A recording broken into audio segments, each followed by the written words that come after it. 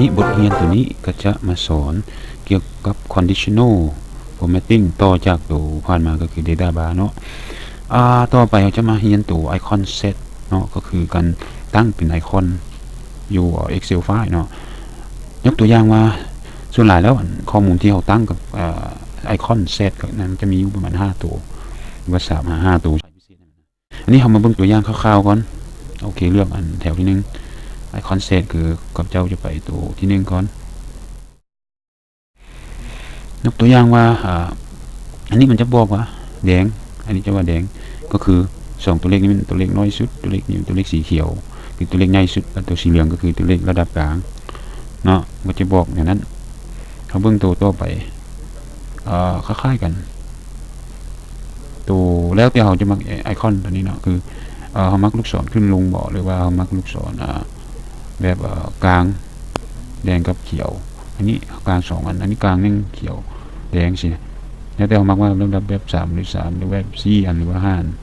เราก็สามารถเลือกได้ตัวอย่างเลือกครับเจ้าเลือกตัวนี้เห็นตัวเลขนี้มันตัวเลขใหญ่สุดจะเป็นเขียวตัวเลขนี้100 บาทมันกลางแล้วตัวน้อยสุดสีแดงเนี่ยมันจะออกมาทดลองไปอีกตัวต่อไปก็สีนี้เป็นสีเทาโดยที่ว่าเป็นแล้วแต่เราที่มักอันนี้เป็นสีเนาะแต่อันนี้เป็นสีเทาบางคนจะมักสีเทาก็เลือกนี้อันนี้บางคนก็มักสีเป็นวงมนอันนี้คือกันมักเป็นรูปสี่เหลี่ยมบอกอันนี้มักเป็นลายสีพ้นกันบอกหรือเขามักเป็นไอคอนแบบดิชิหรือเป็นดิชิจะเลือกอย่างนี้ก่อนต่อไปเขาจะทดลองเลือกตัวลุ่มไปอีกก็คือเลือกตัวที่ว่ามีโอเคมีสีนี้ใส่ตัวนี้เบิ่งเด้อให้มันเห็นเป็นมีปางกลางเนี่ยปุ๊บเห็นบ่ปางกลางก็205น้อยสุดก็100 ปลายใหญ่สุดก็300 ปลายสินะตัวนี้ต่อมาก็เป็นเซตไอคอนตัวอย่างมาใส่เป็นไม้นี่ก็คือกันสีเขียวหมดก็จะเป็นไอคูนออกมาต่อไปก็ทดลองเป็นค่อยมักเป็นทุ้งเนาะก็ใส่เข้าไปน้อยสุดก็เป็นแดงเนาะ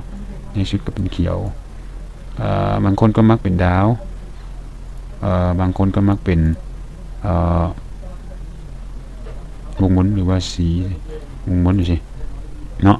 อันนี้จะเป็นตัวอย่างการใช้ไอคอนเซตก็คือฟอร์แมตว่าตัวเลขที่ว่าข้าพเจ้าคีย์ลงไปนะมันออกเวลาเขาฟอร์แมตตั้งฟอร์แมตใส่แล้วนะมันออกมาเป็นอันนั้นเด้อสิเวลาตัวใดใหญ่สุดมันก็จะบอกตัวนี้จะเต็มตัวใดน้อยสุดมันก็บ่มีบ่บางกลางก็จะมีระดับใดนึงเนาะอันนี้จะเป็นการเลือกแบบบ่ได้ลงลึกไปอีกเนาะถ้าลงลึกไปอีกนะก็จะไปถึงขั้นตอนตัวนี้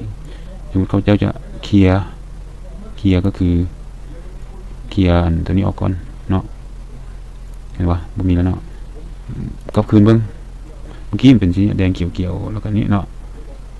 วันนี้เขาจะเคลียร์แล้วจะใส่แบบก็เอิ้นว่าไอคอนเซตแต่ว่าของพวกว่า more rule เนาะอยู่ลุ่มพี่ไหนอยู่ลุ่มพี่ศึกษาเดือนแต่ละอย่างจะมี more rule คือเขาจะไปปรับแต่งได้ตื่มเนาะแต่ว่าตัวไอคอนเซตนี้ส่วนหลายแล้วต้องใช้ more rule คือไปช่วยในการตั้งค่าตื่มอีกเพราะว่าเวลาเขามีหลายตัวเลขนะเอชซีแบบนี้ออกมาก็เบิ่งยากอยู่ดังนั้นต้องมีการตั้งค่าค่อยมักแบบไหนสิโอเคเอาไปลองเบิ่งก่อน more rule เนาะก็จะเฮ็ดสาธิตตัวที่1นี่มันจะออกตารางตัวนี้มาก็คือ2 3 4 5 6มี6อยู่6อย่างเนาะอันที่1เลยก็คือเราสามารถเลือกไอคอนอยู่นี้ได้เนาะซึ่งมีหลายแบบคือเมื่อกี้นี่แหละโดยเราก็ต้องไปเลือกไอคอนตัวเมื่อกี้นี้เราเลือกอยู่นี่ได้เลยแล้วยกตัวอย่างว่าข้าพเจ้า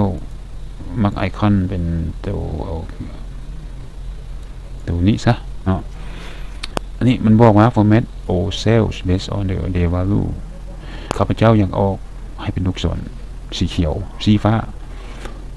แล้วเราสามารถปรับแต่งตัวเลขนี้ได้แล้วอันนี้จะเป็น percent number หรือ formula หรือ percentile อันนี้จะเป็น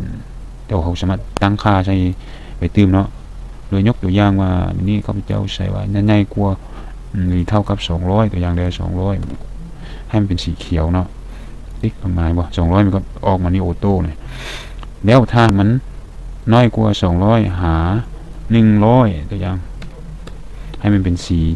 ส้มสีฟ้าติ๊กลงมาลุ่มตัวเลขนี้ก็จะเต้นลงมาแล้วถ้าหากตัวเลขน้อยกว่า100ไปหา50ตัวอย่างเดียวให้มันเป็นสีลงเนาะสิเวลาเขาเลือกสิตัวเลข50ก็จะเต้นออโต้มานี้ ถ้าหากมันน้อยกว่า50ให้มันเป็นตัวลูกศรสีแดงสีลงเด้อสิเอาไปโอเคมึงสังเกตเด้อลูก200 500 50ปุ๊บเนาะเปอร์เซ็นต์มันฟ้องมามันบอกว่าอันนี้บ่แม่นเปอร์เซ็นต์ได้นี่ตัวเลขนี่นะเอาจะใส่เป็น number ออกมา number เห็นบ่เวลาใส่ number แล้วนี่ value ตัวนี้จะหายไปไม่อีกนะก็ต้องได้แก้ใหม่200ไปหา100แล้ว100ลงมา50มันเป็นตัวนี้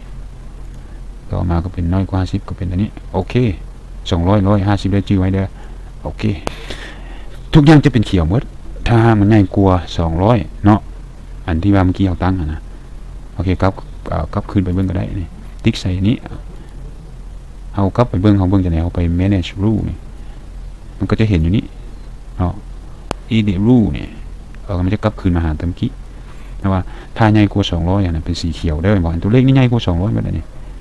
ถ้ามันน้อยกว่า200นะไปหา100นะก็จะเป็นสีส้มสีไปขวดนี่ตัวอย่างเด้อลองเด้อจื่อนี่ไว้เด้อถ้าน้อยกว่า150เป็นตัวนี่สีลงถ้าน้อยกว่า50อันตัวให้ออกเป็นสีแดงสีนาเด้อแล้วทดลองใส่โอเคกลับคืนถ้าใหญ่กว่า200เป็นสีเขียวถ้าน้อยกว่า200ตัวอย่าง180ซะนี่บ่สีส้มสีนี่นะเป็น condition ตัวที่2แล้วตัวที่3เขาบอกว่าถ้าว่าน้อยกว่า100เขาใส่ว่าตัวอย่างใส่70มันก็จะเป็นตัวนี้สีลงเนาะต่อไปเขาก็บอกว่าน้อยกว่า50ตัวอย่างว่าใส่ว่า49ซะปุ๊บไม่บอกแดงแล้วแต่ถ้าเป็น50อันนี้อย่าง50เป๊ะก็ยังเป็นลูกศรตัวนี้แต่หลังจาก50แล้วก็จะเป็นลูกศรแดงนะอันตัวร่วมก็เป็นสีเขียวกันเพราะมันกลาย200ถ้าว่าเป็น199ก็จะเป็นสีนี้เพราะว่า condition คือเป้าหมายเขาตั้งไว้ว่าถ้ามันลุด200ลงมาให้เป็นลูกศรตัวนี้เด้อกลาย200ขึ้นไปให้เป็นลูกศรนี้เด้อนะสรุปแล้วทุกอย่างไอคอนที่ว่าเขาตั้งเขาสามารถลงไปดีเทลแล้วก็ตั้งค่าเพิ่มเติมได้เนาะกลับคืนเข้าไปติ๊กใส่อันใดหนึ่งนี้ก็ไปเบิ่ง rule manage rule เห็นบ่สังเกตเบิ่งว่าเวลาข้าพเจ้าตั้งเวลาพวกเจ้าตั้งต้องเบิ่งคืนว่าตารางที่อันตั้งกันคือมันต้องความ437ก็คือเวลาเขาตั้งค่าเนี่ยมันต้องกวมหมดนี้ถ้าพวกเจ้าบ่สังเกตอยู่นี่นะถ้ามันกวมบ่ฮอดหมดนะมันก็จะบ่มีผลต่อห้องเด้ฉะนั้นต้อง apply to ก็คือตารางต้องกวมหมดของตัวที่อยากเฮ็ดหรือว่าตั้งค่าของไอคอนนั้นเนาะ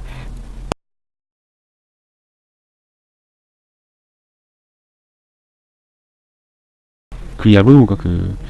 clear คือค่อยบ่อยากใช้ condition อยู่ไหนละคือค่อยอยากปิดมันไปก็คือ clear from select cell ก็คือ